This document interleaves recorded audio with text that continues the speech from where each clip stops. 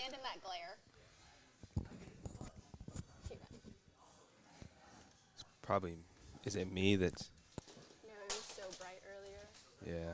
And it's just because that glare is coming in. Like, Yeah, off the tile. I know. Welcome into the live ball. Good morning, ball fans and college football fans. It's a beautiful Friday morning, incredibly sunny, and you couldn't ask for a better day this fall. And who's better at home than Josh Heupel over the last handful of seasons? Should be a great matchup as the Tennessee Volunteers will welcome in the Georgia Bulldogs for yet another meeting inside of Neyland Stadium. Paige Dauer alongside VFL Todd Kelly Jr. TK, thanks for joining us. Absolutely. It's a joy to always be on this show with you, Paige. Yeah, absolutely. And for you, you had a couple of nice wins against the Bulldogs during your time. I did. It hasn't been since I played that we've gotten a victory, so hopefully we can get it figured out this year. And maybe since you've been there and you've done that, you'll have the right keys to the game. That's right. I'm going to give you some keys that I have, and I'll be impressed to kind of hear what you have to say about it, too. Yeah, absolutely. When we look back to week 2 against ETSU, Tennessee had a lot of aspects of their game where they really impressed. When you were watching that game, you know, the last time that they were home, what did you see against ETSU that stood out to you? Just the fluidity of the game, the way the team came out, how fast, you know, we started out a lot of times in the first quarter. We're a little lethargic, but with a lower level tiered opponent, you have to show them that, hey, you know, we're an SEC team. We're ready for the next challenge, and we didn't look ahead. We weren't looking at, you know, the Georgia game, which is why I really think we stayed healthy. So we executed in a lot of ways. Was very impressed with Joey Aguilar. Yeah. You know, he still has the goose egg with interceptions, so that's always something positive. But looking forward to what I see this week, which are some big things. Yeah, the other thing that impressed me, too, about Joey Aguilar was, one, his composure. His teammates had some really nice things to say about maybe how Joey's composure instills confidence in them. Just the amount of time he's been in the sport and the amount of I guess hours he puts into his craft just makes it even easier to play ball with him. You know, he's not a very, you know, not chaotic. You know, he's always smooth, duck on water. Okay, so if you didn't hear that, it was Sam Piddleton, and he said that Joey Aguilar's like a duck on water. So, how much of that do you actually like see in these games? Just like how chill he is. Well, it's interesting because when I played, people talked about Juwan Jennings, duck pulling a truck, all this stuff. But he's smooth, he's calm, he's collected, and you know that's one thing that I'm going to be concerned about this week is going up against Syracuse and ETSU. That's no Kirby Smart-led defense. Right. So going and looking at their secondary and how specialized they are, as well as the pass rush that they have, it's going to be a challenge, and I'm really concerned. This is where Joey can truly solidify himself, take that step away from the Nico comparison to the Hendon Hookers of the world and the quarterbacks that Heupel has been successful with. Yeah, it was interesting when I was looking back at the game against ETSU. Joey didn't run once. He had 0 rushing yards compared to what he used with his legs in week 1. How much of that do you think was like by design to keep him in the pocket so that maybe he can learn to really manipulate the pocket, step up in the pocket, and not be kind of coerced to scramble or just kind of dump it off? Yeah, well, I think it's a huge attribution to him trusting the line, right? Trusting Heupel's offensive philosophy, getting the ball out of his hands. He even had to go to, his 3rd and 4th read against, ETSU, which shows you that rather than 1-2 tuck it run, he's really trusting this offense. Yeah, and I think that's what was really impressive, and hopefully it's that same type of mentality that'll carry into week 3 here. But when we maybe look at what we've seen the first 2 weeks and what might concern us, what are maybe some of those details that you're like, I'm not too sure about? So the offensive line, we weren't sure if we were going to see David Sanders or not last week. Pretty sure we won't see him this week. So, one, the health. We've got to stay healthy up front or I don't really know what's going to happen. And 2, we haven't had much of a challenge. The defensive pressure, our receiver is going to get open. They've been open, multiple times in both games. So are they going to be able to get out from basically the defensive backs, pressure? So they're going to be in their face. They're going to be physical. Kirby Smart thrives on pressure and getting in your face, press coverage. So in years past, we haven't been able to do that. They've held us to, around 13 points per game. So it's going to be a challenge. It's not going to be Syracuse or ETSU. So can these receivers step up? Can they get open for Joey? Is Joey going to stay calm and composed and is he going to get that ball out quick to his receivers? The one thing I look at, and maybe it's not necessarily from week 2, but it's what we've seen in the last handful of matchups against Georgia and just how much the Bulldogs have, I don't want to say like torched the middle of the field, but they certainly have had their way a couple of times in the middle of the field, specifically with how they've utilized their tight end unit. Interestingly enough, though, for Oscar Delp, who is that returning tight end from last season, he's not been used much this season, but I guess from the explosive side, his couple of catches have gone for 33 yards. Yeah. He's talented, and, you know, Kirby always has a tight end on board that can do both, can block, but can also stretch the field. Yeah. And Oscar Delp is built like an NFL tight end. I mean, he's 6'5", 240 plus, so he's a physical specimen out there. And so we've also got to keep our eyes on him, you know, this week. And everybody talks about protecting that middle of the field. He's going to be there early and often. Yeah, so I'm really curious to see how those linebackers will do. But now that we've kind of taking a look at the sample size that we have from both of these games from both opponents, we're going to do our buying and selling, which I had so much fun with last week. Honestly, okay, so I was thinking I was going to be so right about Deshaun Bishop getting a career 120 or so yards based off that first run, and then they don't like using the rest of the games you don't need to, so I was like, TK got that. Hey, my buys and sells did pretty good. We'll see how I do this week. I would say you have an unfair advantage being a financial advisor at Merrill Lynch, but we'll see. Okay, so for this week, buying or selling, Joey Aguilar goes for more than 200 passing yards.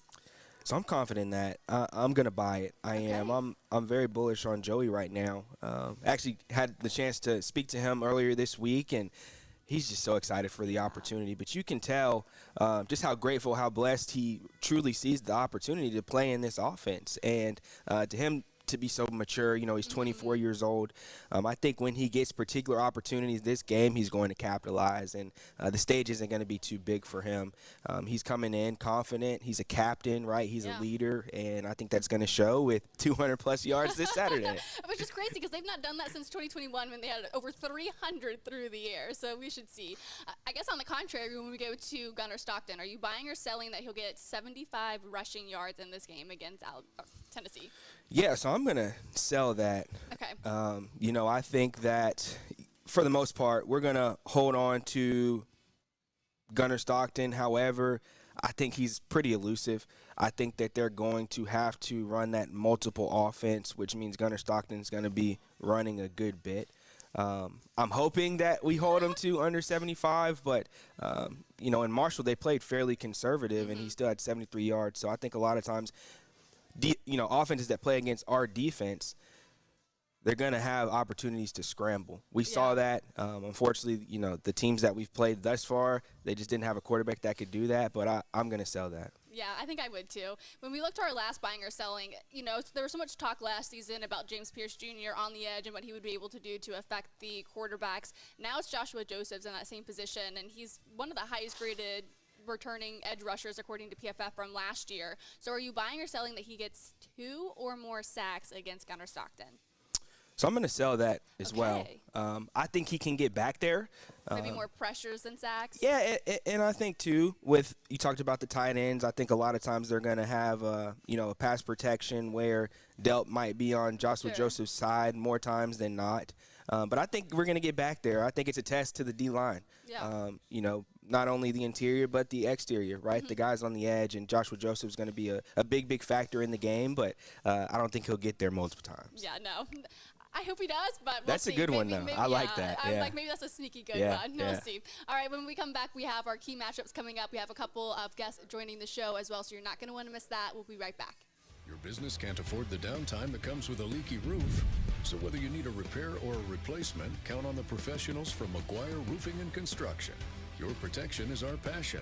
We service and sell all types of roofs and have worked with some of East Tennessee's most recognized names. We have 25 years of experience and free inspection estimates, plus best in business warranties. Put an end to your roofing problems today by calling McGuire Roofing and Construction.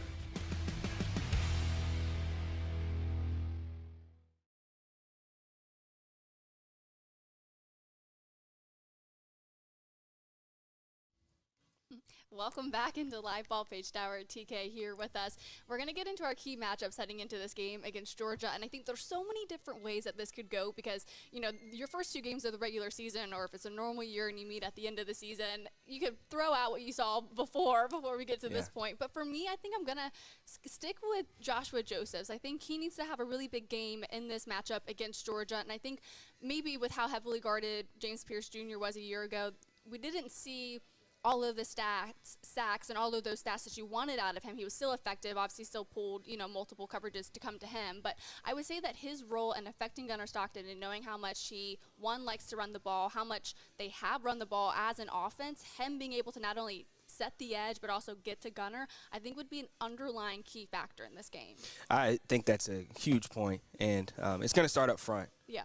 You know, Gunnar Stockton, the only way he's getting those rushing yards is if our interior is getting destroyed. Yeah. And, you know, not only the pass rush, but stepping up in the run. James Pierce, you know, he had to stick his nose in. He liked coming off that edge. He realized, hey, if I want to go first round, I've got to get in these gaps and get in the run game. And so Joshua Josephs, he loves doing that. So I think that's a huge step. Yeah, and I think when we were talking about the PFF grades earlier, too, Joshua Josephs on PFF, they have him as the overall, like, top 4 returning edge rushers. So I think he needs to allow this to be the game where he kind of really rises to the occasion and affects the game that he wants, the way that he wants to. But when we go to your matchup, what's, like, the 2 guys or plays are you kind of looking at right now? Yeah, so I'm going to go to a particular, you know, position group, and it's the defensive backs. Okay. Right now we've got both of our second-string corners in Colton Hood, Ty Redmond. Ty Redmond's a freshman.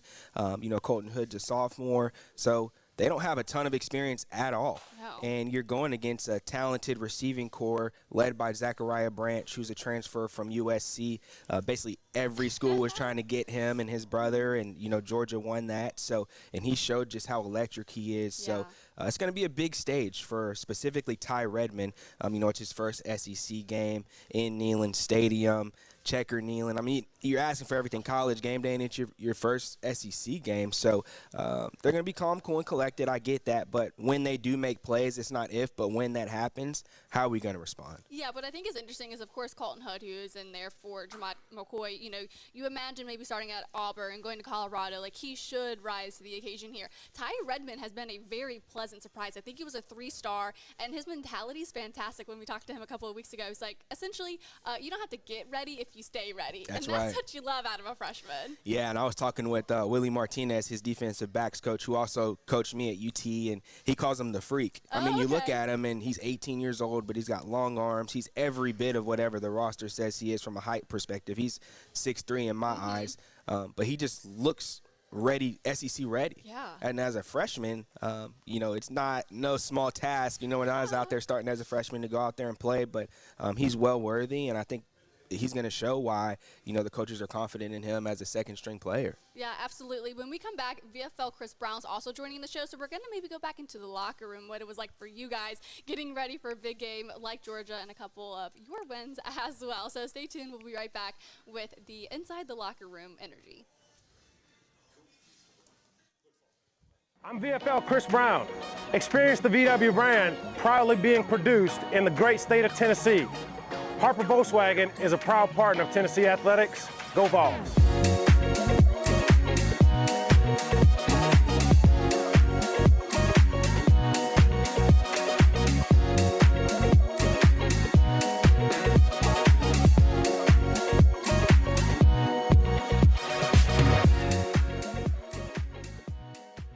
Your business can't afford the downtime that comes with a leaky roof. So whether you need a repair or a replacement, count on the professionals from McGuire Roofing and Construction. Your protection is our passion. We service and sell all types of roofs and have worked with some of East Tennessee's most recognized names. We have 25 years of experience and free inspection estimates, plus best in business warranties. Put an end to your roofing problems today by calling McGuire Roofing and Construction.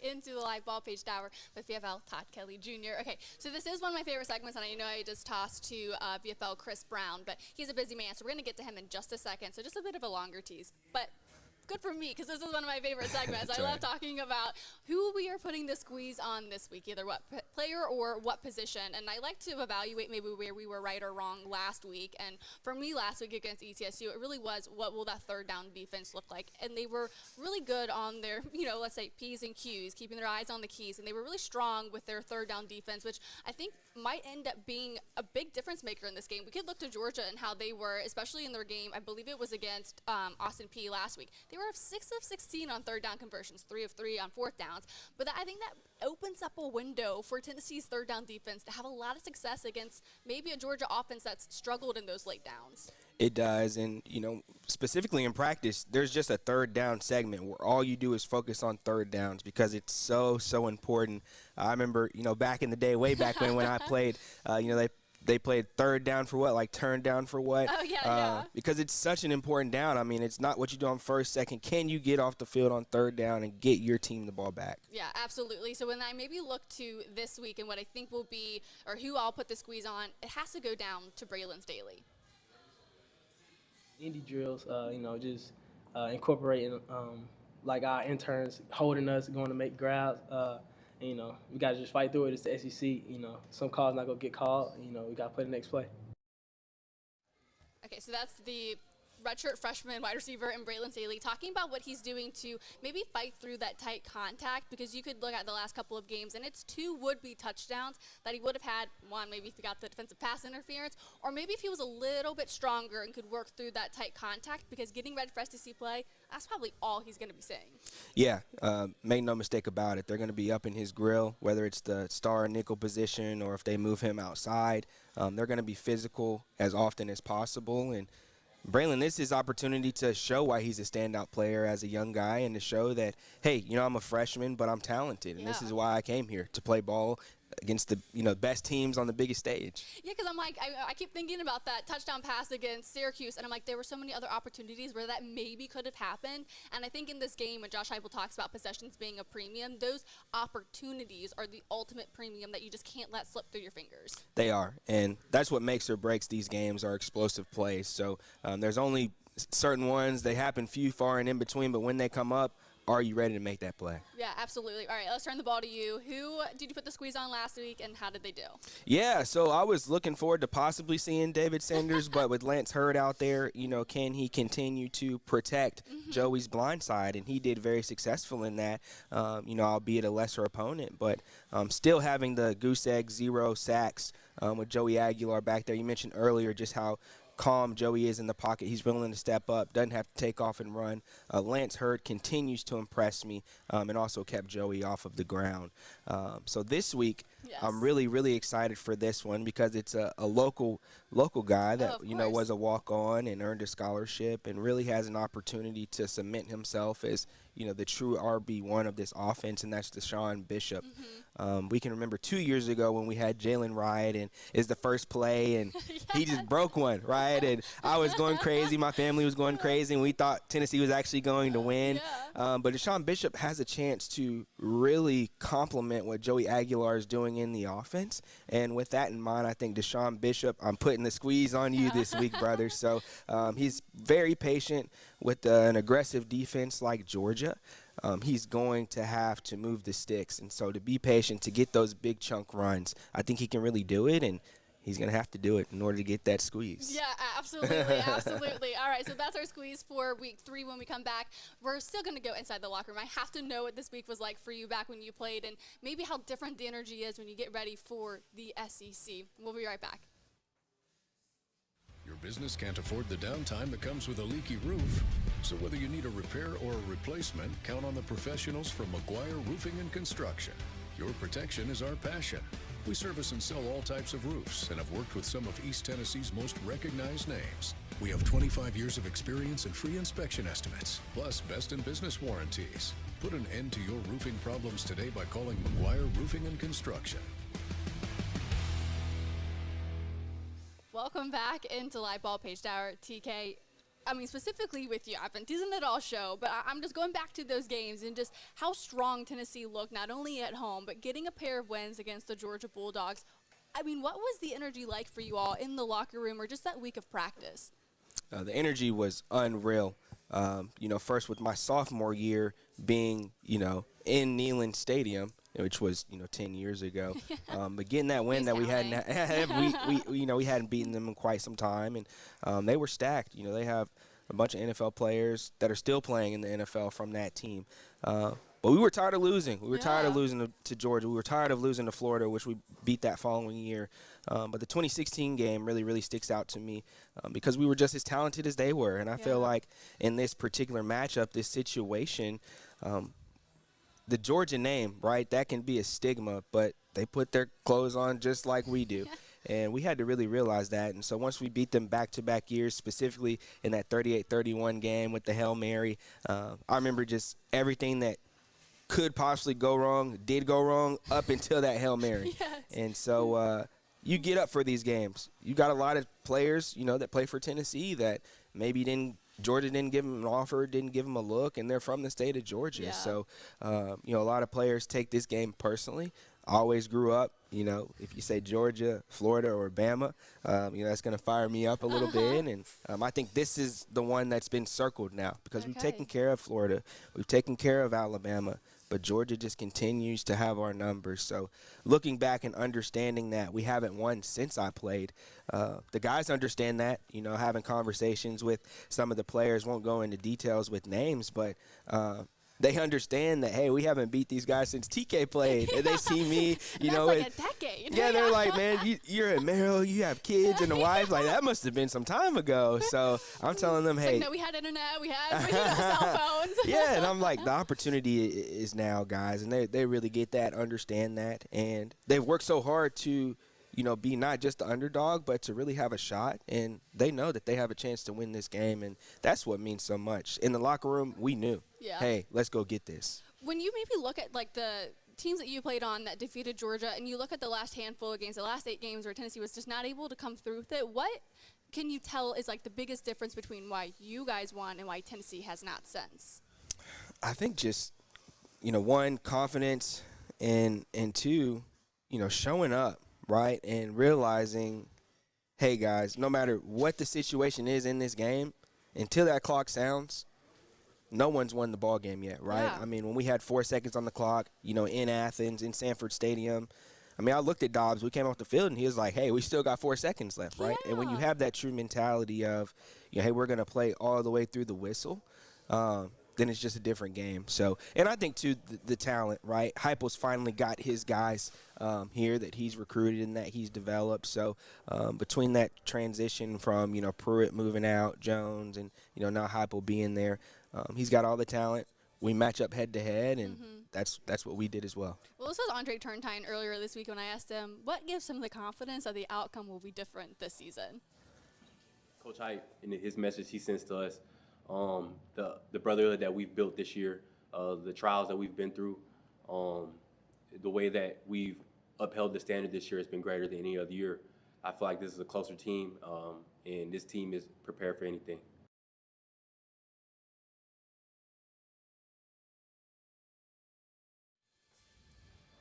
And what I love about that is he says that the confidence comes from the head coach. How important is that? Whether he's an offensive head coach or not, like, how important is it that the confidence comes from the top down? It shows what leadership is about. It shows that, you can say you're a, player-led team, but it all starts with the coach. And when Josh Heupel has confidence, he's played the game before. He truly trusts his players and gives them opportunities. He puts the guys that believe in themselves on the field. You receive that, and it makes you feel wanted. It makes you feel welcome. And you're not just going to play for yourself. You're going to play for your coaches. You're going to play for your players. And when that happens on one accord, it's a special, special place, and I would think we're going to see that on Saturday. Yeah, well, TK, I appreciate you joining the show today. I know you got to get to your other job today, but hopefully it'll be the first win in a decade that Tennessee can get this weekend. I'm praying for it, Paige. Yeah, Thanks for having me. Of course. When we come back, we'll have Outkick's Trey Wallace to break down a little bit more of the Georgia perspective heading into this matchup. We'll be right back. I'm VFL Chris Brown. Experience the VW brand proudly being produced in the great state of Tennessee. Harper Volkswagen is a proud partner of Tennessee Athletics. Go Vols!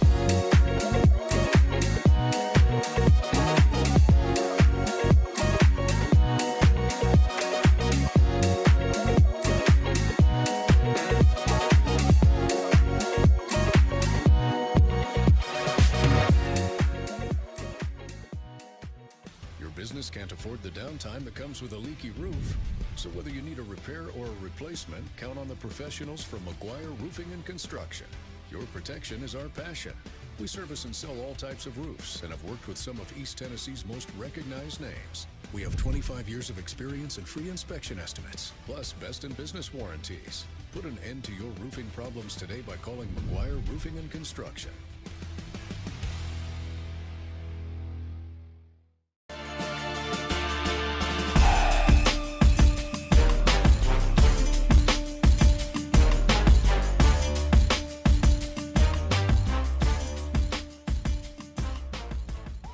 I'm VFL Chris Brown.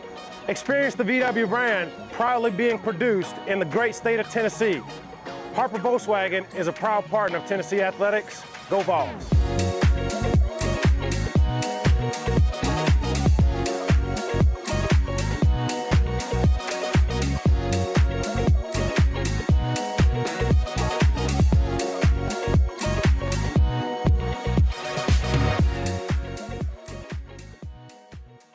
Business can't afford the downtime that comes with a leaky roof. So whether you need a repair or a replacement, count on the professionals from McGuire Roofing and Construction. Your protection is our passion. We service and sell all types of roofs and have worked with some of East Tennessee's most recognized names. We have 25 years of experience and free inspection estimates, plus best in business warranties. Put an end to your roofing problems today by calling McGuire Roofing and Construction.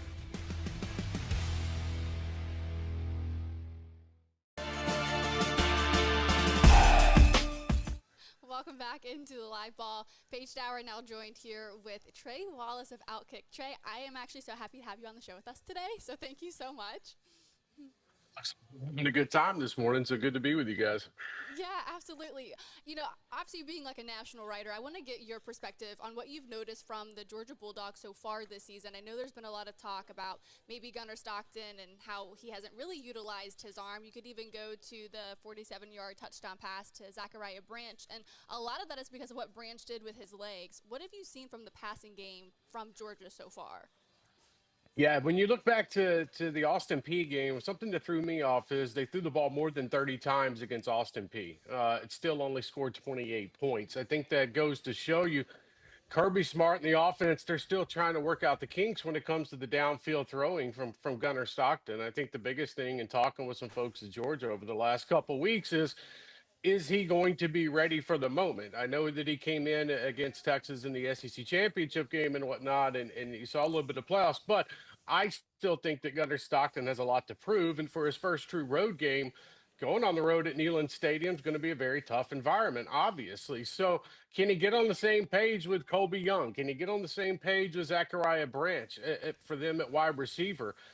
To me, they're going to try to stretch Tennessee out a little bit deep, especially with Ricky Gibson not being available for Tennessee and Gerard McCoy. So I'm fascinated to see what they try to dial up on offense, because this will be really Gunner's first true test as a quarterback at Georgia.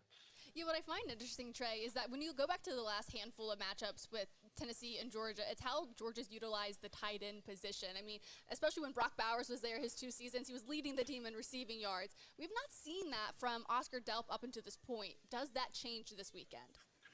Yeah, I mean, they're going to try. They're going to try to hit Tennessee across the middle if they can. That's going to be big on Arian Carter at defense to try to lock down the middle zone. But at the same time, it's all about what Gunnar Stockton's going to have in the flat, who's also going to be his 5-10 yard out that he can rely on. Tennessee's going to bring a lot of pressure. They're going to try to confuse him. And look, Georgia hasn't played a defense, obviously, with their first 2 opponents like Tennessee. So when you really break it down here, I think the tight end position will be key, but I also think Tennessee is good enough at the linebacker position to be able to control that. So, again, it's how much can you spread Tennessee's defensive around and get somebody open.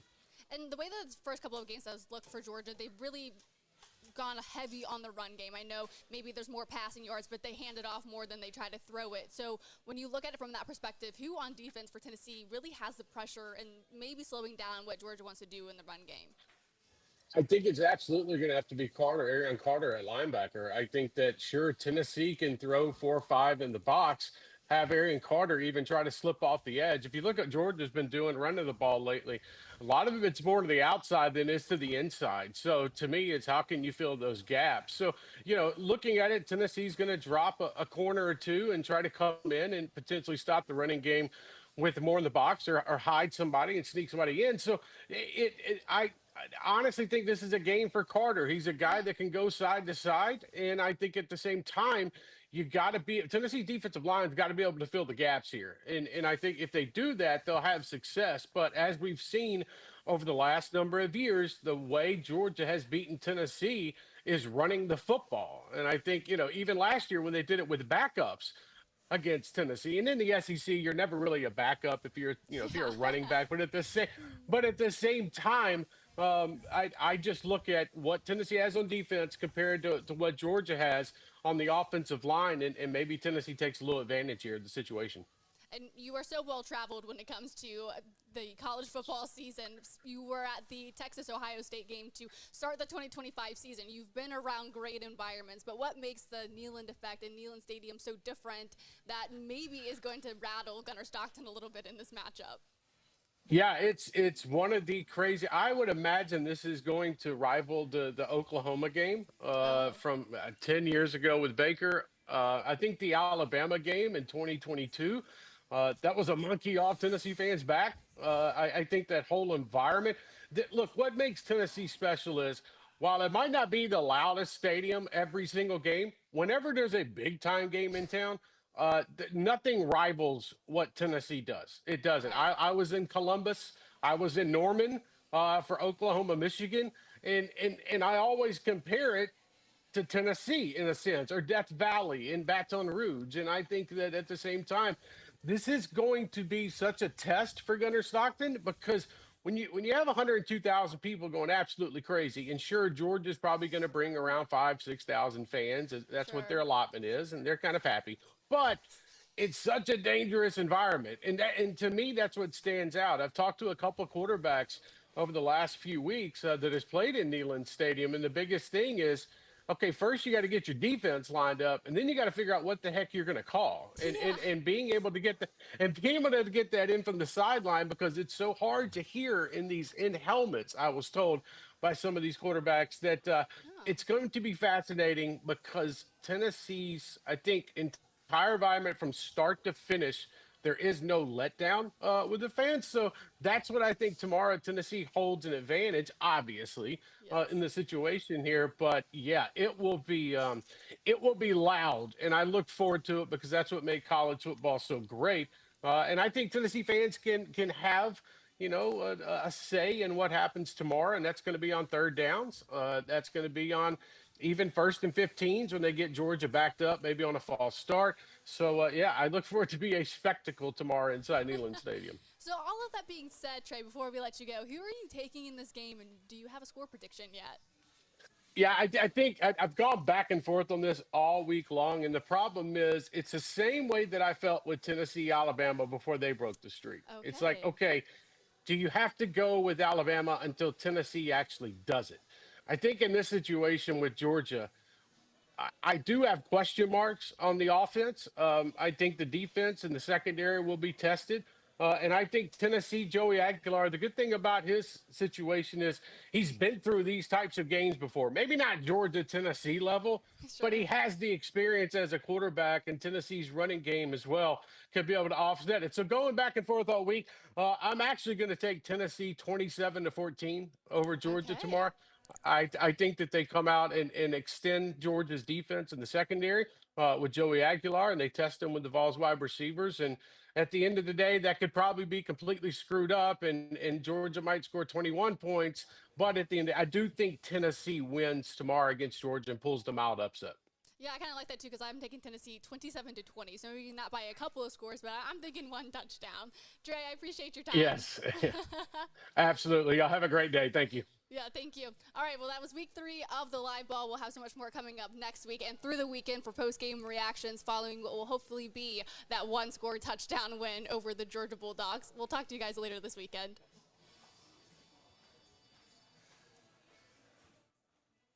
Welcome to Live Ball, presented by Harper Volkswagen.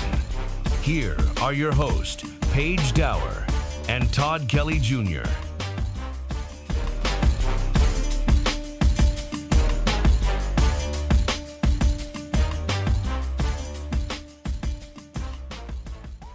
I'm VFL Chris Brown. Experience the VW brand proudly being produced in the great state of Tennessee. Harper Volkswagen is a proud partner of Tennessee Athletics. Go Vols!